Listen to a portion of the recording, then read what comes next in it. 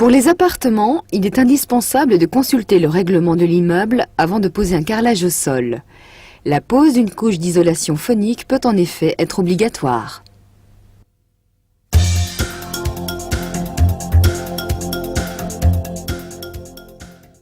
Le support est le sol sur lequel vous allez poser votre carrelage.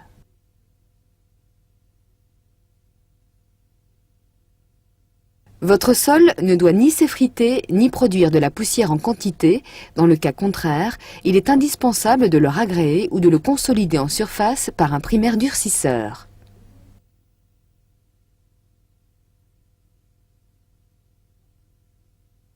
La planéité se mesure en faisant glisser sur le sol une règle de 2 mètres. Si on ne décèle aucun écart égal ou supérieur à 7 mm entre le sol et la règle, votre support peut être considéré comme plan et donc prêt à la pose. Toute zone éloignée de 7 à 10 mm de la règle doit être comblée à l'aide d'un enduit de lissage de sol de type P3. Toute zone éloignée de plus de 10 mm doit faire l'objet d'un ragréage.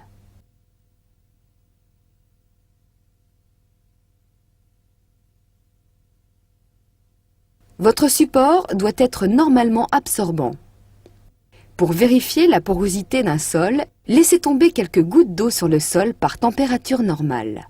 Si l'eau est absorbée en moins de 1 minute, votre sol est poreux et doit être traité avec un primaire.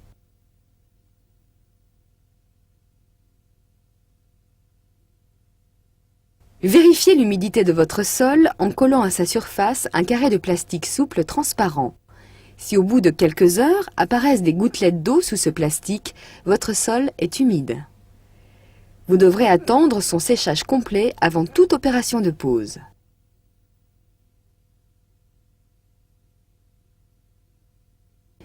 Si vous souhaitez poser vos carreaux sur un ancien carrelage, dépolissez la surface au papier de verre s'il s'agit de carreaux brillants.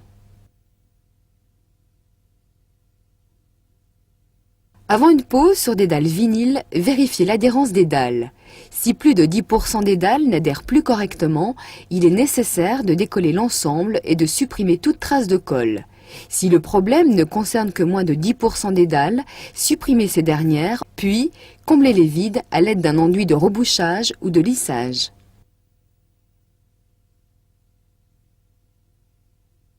Pour poser un carrelage sur un ancien parquet, purgez impérativement chaque interstice de toute poussière et bouchez les joints.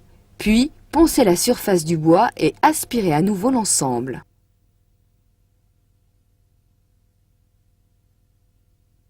Pour la pose sur une chape en ciment, supprimez toute ancienne trace de colle ou d'enduit quelconque, grattez, utilisez un décapant ou de la vapeur d'eau jusqu'à suppression de tout résidu.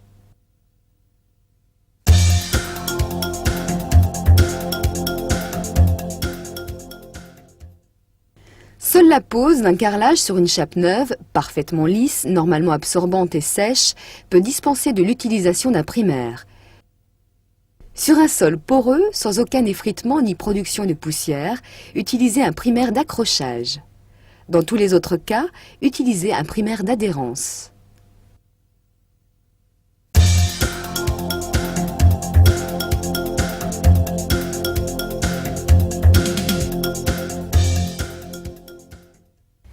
Des carreaux, de la colle, des croisillons de la taille des joints que vous souhaitez réaliser, du mortier à joint,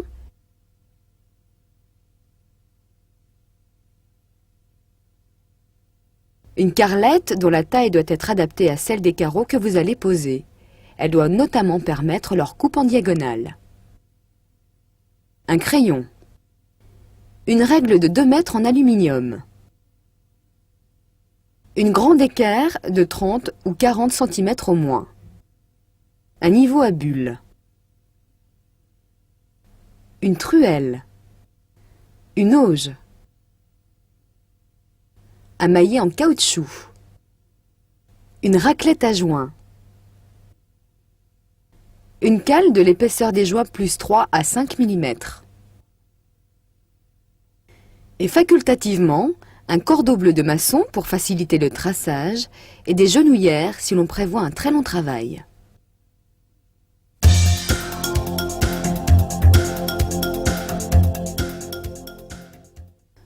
Le traçage s'effectue depuis le seuil de la porte vers le fond de la pièce.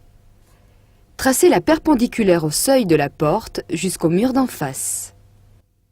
Si la porte n'est pas au centre du panneau, déportez cette perpendiculaire vers le centre en traçant sa parallèle. De la position de cet axe vont dépendre les coupes latérales. Posez, sans la coller, une ligne de carreaux entiers le long de l'axe, sans oublier les croisillons qui remplacent les futurs joints.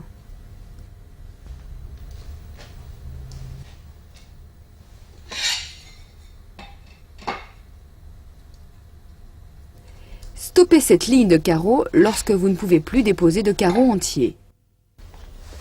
Tracez, le long du bord extérieur du dernier carreau, la perpendiculaire au premier axe. C'est le long de cette perpendiculaire que vous allez poser votre première ligne de carreaux.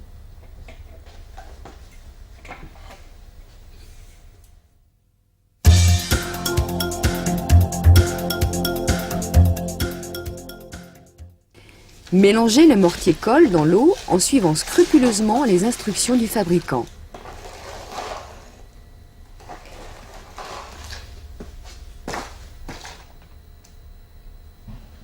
Encollez la première ligne. Serrez la colle sur le sol à l'aide de la truelle. Tirez la colle à l'aide de la spatule crantée. Ce sont les dents de la spatule qui dosent la colle. Il faut donc maintenir constamment la spatule au contact du sol dans un angle d'environ 60 degrés. Réalisez des sillons droits et réguliers. Il est conseillé d'enduire de colle le dos des carreaux. Cette opération est même obligatoire lorsque les carreaux sont d'une taille supérieure à 20 cm de côté.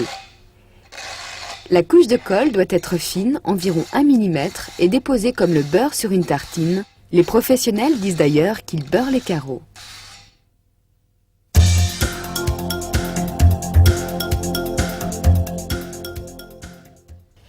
Vous pouvez commencer la pose de la première ligne de carreaux. Placez les croisillons en position verticale pour le moment. Marouflez chaque carreau, c'est-à-dire ancrez-le dans la colle à l'aide de quelques petits coups de maillet. Vérifiez l'alignement de la ligne terminée et corrigez si nécessaire.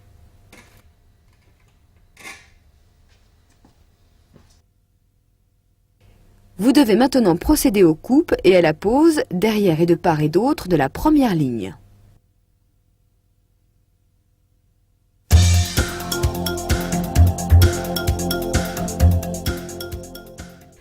Avant d'être coupé, un carreau doit avoir trempé au moins 10 minutes dans l'eau.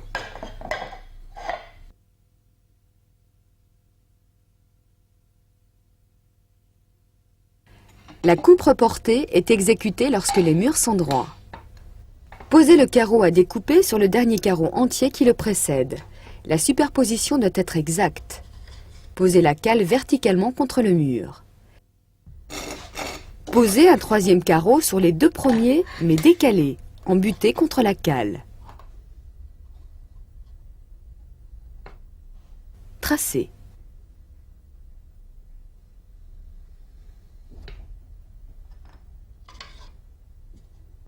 Cette cale permet de tenir compte de l'épaisseur du joint et de ménager un jeu périphérique de 3 à 5 mm entre les carreaux et les murs tout autour de la pièce. Le vide périphérique ainsi ménagé permet aux carreaux de ne pas se déformer ni éclater si les murs ou la dalle travaillent.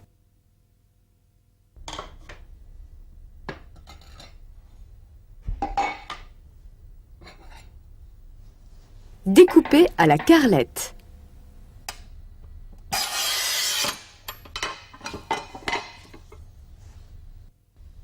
Collez les carreaux coupés.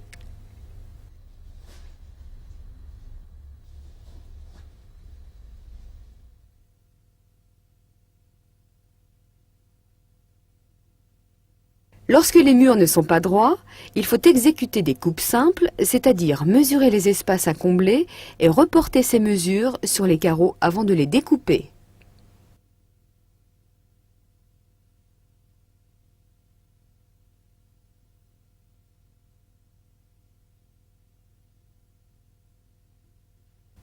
Avancez maintenant, ligne par ligne, vers la porte. Exécutez les coupes au fur et à mesure de votre progression. Il est possible d'encoller les lignes 2 par 2 si vous posez des carreaux inférieurs à 20 cm de côté. Compte tenu du système de traçage adopté, votre pose se terminera parfaitement, c'est-à-dire par une ligne de carreaux entiers au seuil de la porte. Un délai de 24 heures est maintenant nécessaire au séchage de la colle sans que personne ne marche sur les carreaux ou n'y entrepose quoi que ce soit.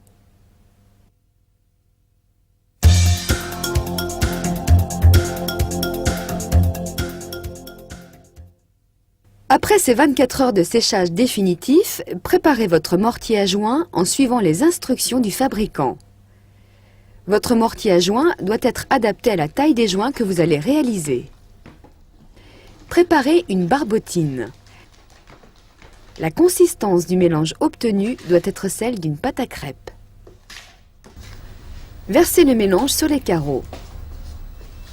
Remplissez tous les joints en étendant le mortier dans tous les sens à l'aide de la raclette caoutchouc.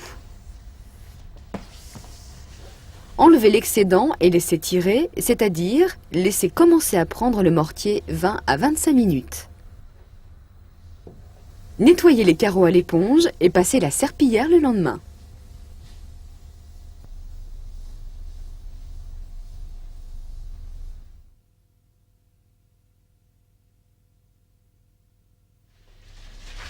Après remplissage des joints, saupoudrez-les à l'aide de la même poudre qui vous a servi à faire votre ciment joint.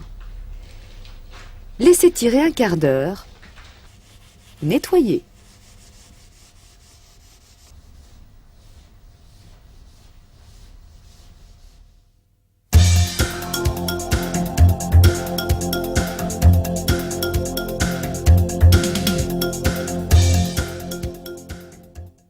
La présence d'un décrochement ou d'un seuil de porte dans la pièce peut vous obliger à une coupe d'angle. Réalisez cette coupe de cette manière.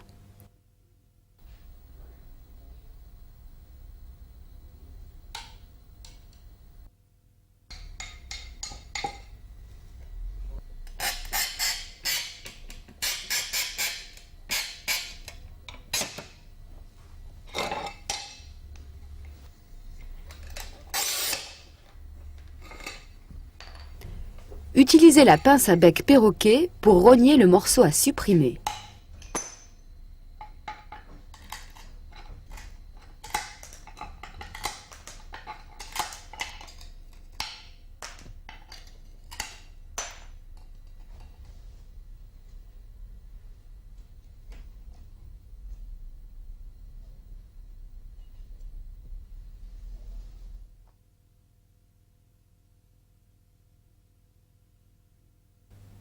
Si vous devez utiliser la scie à cloche, placez un morceau de sparadrap au positionnement du forêt central.